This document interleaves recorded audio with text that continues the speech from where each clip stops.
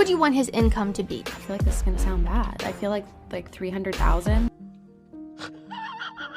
I would have to say 127. Probably 150 to $250,000 a year. $500,000.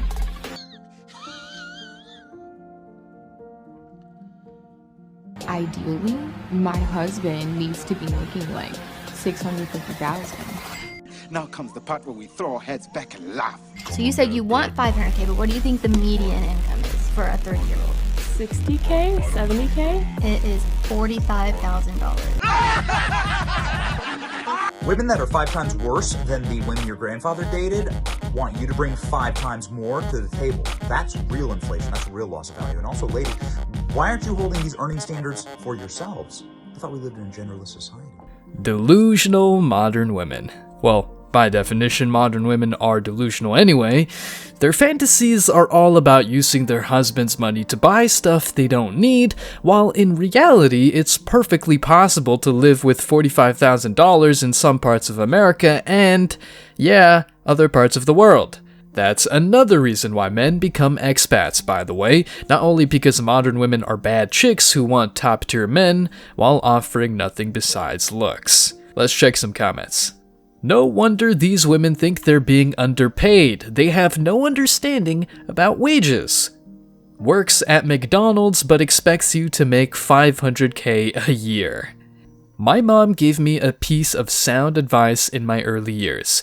If you don't want a man when he's poor, he won't want you when he's rich.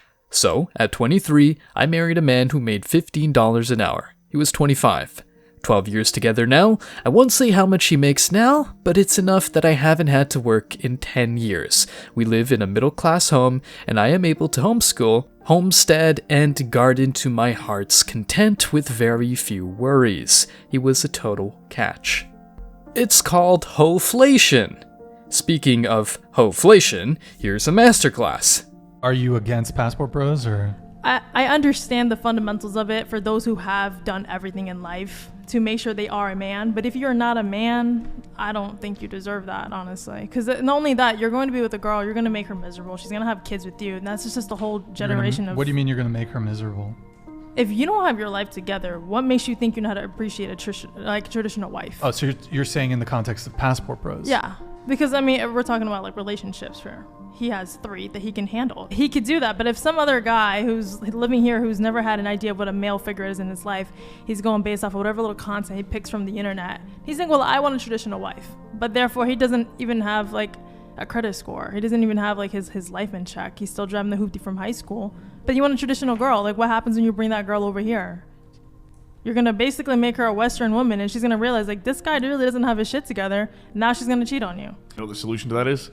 Don't bring it to America. I think that's a cop-out. I think that's a cop-out. It's the solution, though. Why do you think she married you? For the American culture. You're going to marry her and keep her in her country when she really wants to come over here. I think that's selfish. I agree with your hypothesis that most of the girls that are probably matching up with these passport boys or whatever, they're doing it for the green card. I get the point. The key thing when it comes to the Passport Bros is men in Western countries are dissatisfied with the behavior of Western modern women, and they're looking to South America and Asia for more feminine traditional women.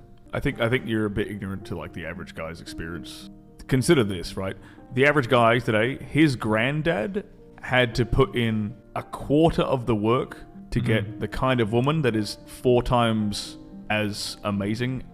His grandmother was an amazing woman and a very, very feminine, natural woman. And his granddad really didn't have to do the kind of work he has to do right now as a young man in the Western world. So you're talking about hoflation. Yes, it's hoflation. Hoflation. So modern men have to work 5 times harder than their grandfathers did for women 20 times worse than what their grandmothers were. Women are asking for way more now and bringing the least. I'm just saying there's hope is all I'm saying. There is hope. And we're not saying that there aren't good women in Western countries. That's not what we're saying at all. However, there are certain realities in the dating landscape. For example, it's kind of always been the case, but when social media was introduced and when dating apps were introduced, you basically have women who are all chasing after the top tier of men. Hypergamy, I'm sure you're familiar with the term. Mm-hmm. So all these women, they're all chasing after the top tier of men. Men will welcome the easy access to sex. Inflation and hoflation are very similar, or not, but the thing is that the value of modern women is declining while their lists of requirements are getting longer day by day. At least in the workplace, you can get a raise from time to time. Let's check some comments. Imagine an actual economist studying hoflation and presenting it on the news. Now, all of a sudden, they care about the well-being of their sisters in non-feminist countries. Competition is their kryptonite. The premise that most passport bros don't have their life in order is inherently flawed. I'm seriously considering looking elsewhere for more traditional women. I make decent money and do very well with attracting women, but I'm just too rational to accept the bad ROI of dating a modern woman. To wrap up this video, can you imagine a career woman who does OF on the side? If not, here she is. And so what she's saying is, I get it. It seems like an exuberant amount of wealth is what's going to, is what people aim for, right? But I think the crux of it is my kids are going to be provided for, and so I'm not worried about it. So question for you, because you're actually a professional, and you're in a unique situation where you're a professional, but you also do that. I mean, I would argue you probably make six figures with the PA job, etc. You can live well, then you're better off than 90+% of Americans. Yeah. Is it worth that extra money from the OF side, and hurting your reputation, your ability to find a man in the future, hurting your lineage down the road, just basically putting a smudge on your potential legacy, and it overrides all the hard work you've done, getting the master's degree, going through school, being someone that can go ahead and write prescriptions? Is it worth it? For 2 months straight, I drove to work an hour and a half, and I drove from work an hour and a half back home, and I wanted to. So I don't know if I'm allowed to say that. We're on Rumble, so it's okay. Okay.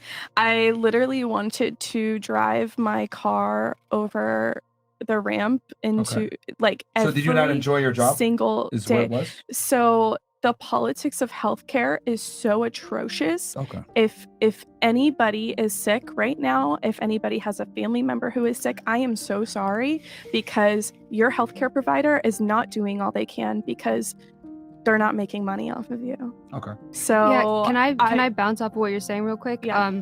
So for me, I started Patreon, and I had just started YouTube, and it was the lockdowns, right? So I was making my money from modeling, acting, and events, right? So in person. And so luckily, my first YouTube video got over 1 million views, so it took off. And then I was like, oh, well, how do I monetize this? And I had already just started Patreon. So then it was like, do I do OnlyFans because it is the superior platform, but people are going to judge me? And actually, I did end up starting OnlyFans too, because just more people were using it. Yeah. But I would have, I'm not saying I would have done it, but it enabled me to have freedom, because otherwise, people were having to get that thing, which I didn't want to do. And so it enabled me to have freedom for myself. And I was still making money when some people weren't able to even go to their job. Yeah. So it helped me, so I can relate to your story in that sense. Yeah. And so to answer your question, I really do feel like the move that I made is for the greater good for myself and for my dream. My aspiration is to open a series of free clinics, hopefully establish some sort of universal healthcare in this country, et cetera, et cetera. So you think by doing OnlyFans, you're gonna this do is that? I mean, because as a surgical PA, on top of wanting to literally be non-existent every single day for 2 months straight, I started making more money on OnlyFans than I did in surgery, a lot. Do you think the way that you're earning money though will impact your ability to be taken seriously as a humanitarian? I think by some people, yeah, I do think that that's the case, but I don't think that that's true for everybody, especially with OnlyFans being a lot more accepted nowadays as a career move. It's really everyone's doing it. You know what I mean? And so if it were one of those things where it's only if I were on Pornhub, you know what I mean, and I was a girl on Pornhub, you know, even like 2 years ago, before OF really took off and became a lot more accepted, that would, oh shit, she does Pornhub, you know what I mean? But now it's like, oh yeah, she's got an OnlyFans, let me subscribe, you know, let me check this shit out. All in all, since everyone does it, it's okay for them to do it too. Clown World. If everyone jumps off a bridge, are they doing it too? Not in a million years. Let's check some comments. So she started an OnlyFans account instead of going to therapy? Sacrificing morals and family values for online attention isn't a good trade. Guys, thanks for checking out this video. Stay tuned for more daily content. Like, subscribe, and comment. See you in the next video, guys. Till next time.